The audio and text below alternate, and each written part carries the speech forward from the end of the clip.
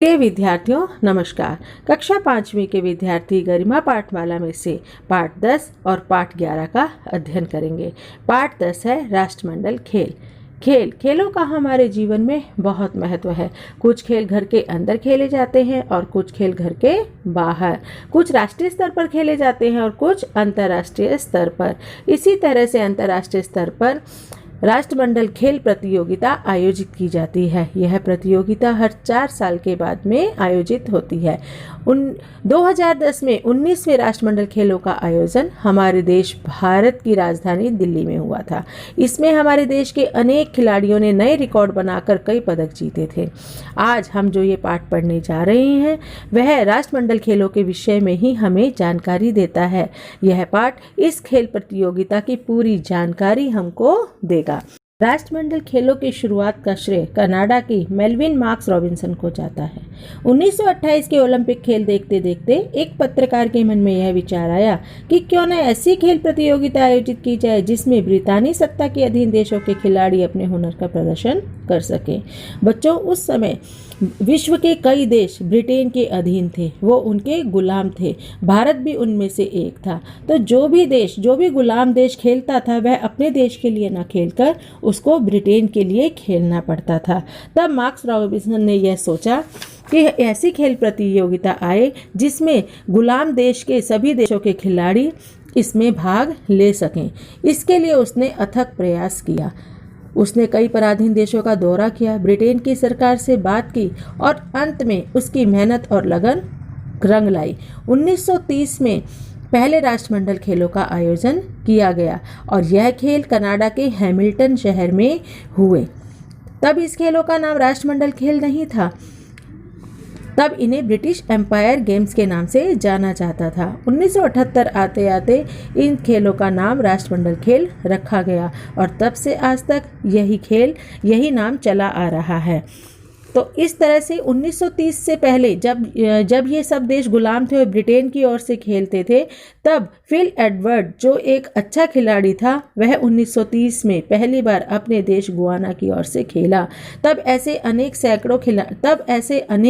सैकड़ों खिलाड़ी और छुपी हुई प्रतिभाएं सामने आई जो गुमनामी और उपेक्षा के अंधेरे संसार में गुम हो गई होती अगर ये खेल नहीं हुए होते। तो बच्चों, मार्क्स रॉबिन्सन का यह सपना कि जो वह चाहता था कि सभी खिलाड़ियों को खेलने का मौका मिले और उनकी प्रतिभा निखर कर सामने आए, वह सपना न केवल सच हुआ बल्कि उनके द्वारा लगाया गया नन्हा सा पौधा अब एक विशाल वट वृक्ष का रूप ले चुका है। कॉमनवेल्थ गेम्स यानी राष्ट्रमंडल खेल का अर्थ है समान सोच, विरासत और संस्कृति वाले देश। ये ऐसे उन 54 स्वतंत्र देशों का समूह है जो कभी ब्रिटिश सत्ता के उसका हिस्सा था, उनके गुलाम थे।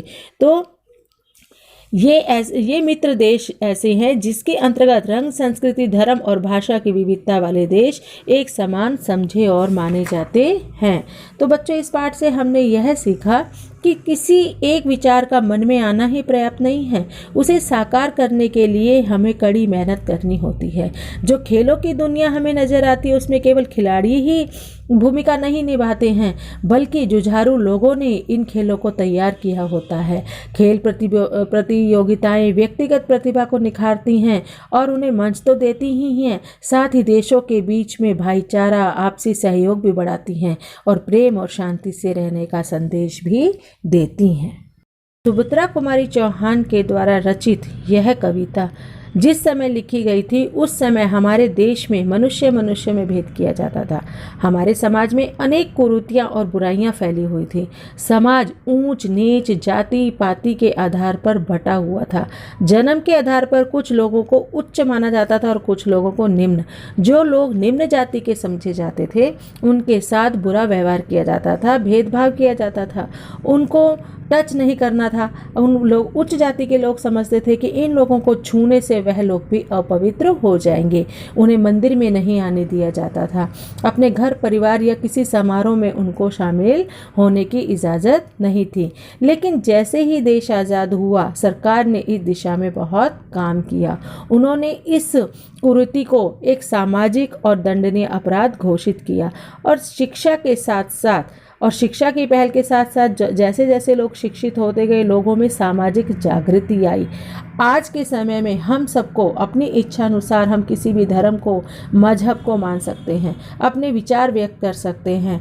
आज हमारे समाज से यह बुराई पूरी तरह से ख़त्म हो चुकी है।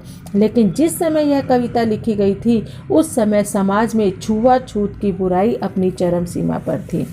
इस कविता में कवित्री ने एक ऐसी स्त्री का वर्णन किया है जो छुआछूत की बुराई के कारण भगवान के दर्शन नहीं कर पाती। मंदिर का पुजारी उसे मंदिर में आने नहीं देता। वह कहता है कि वह जाति से अछूत है, इसीलिए वह इस मंदिर में नहीं आ सकती। उन लोगों के लिए कोई दूसरा मंदिर है, वो वहाँ पर जाए, उनका भगवान कोई और है, ये भगवान उनका नहीं है। जैसे ही स्त्री यह सुनती है कि भगवान भी दो हैं, तो यह बात उसे इस बात को वह नहीं समझ पाती और तब वह कहती है कि मैं ऐसा नहीं मानती कि ईश्वर दो है, मैं समाज के इस निर्मम बंधन को नहीं मानती। तब वह भगवान से ही कहती है कि अब आपको ही आकर इस समाज को यह समझाना होगा कि छूत अछूत, धनी निर्धन, यह कोई भी भेद नहीं है, भगवान की नज़रों में सब एक समान हैं। तो यह जो कविता है, इस कविता को पढ़कर हमने यह जाना कि ईश्वर की दृष्टि में सब एक समान है। इस संसार में सभी मनुष्य एक ही जैसे हैं। भगवान की नज़रों में सब एक समान है।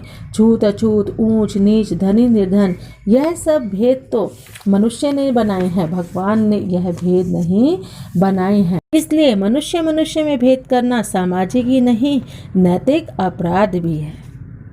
मनुष्य जाति से, धर्म से नहीं, अपने कर्मों से महान और पवित्र होता है। हमें यह बात हमेशा ध्यान में रखनी चाहिए। धन्यवाद।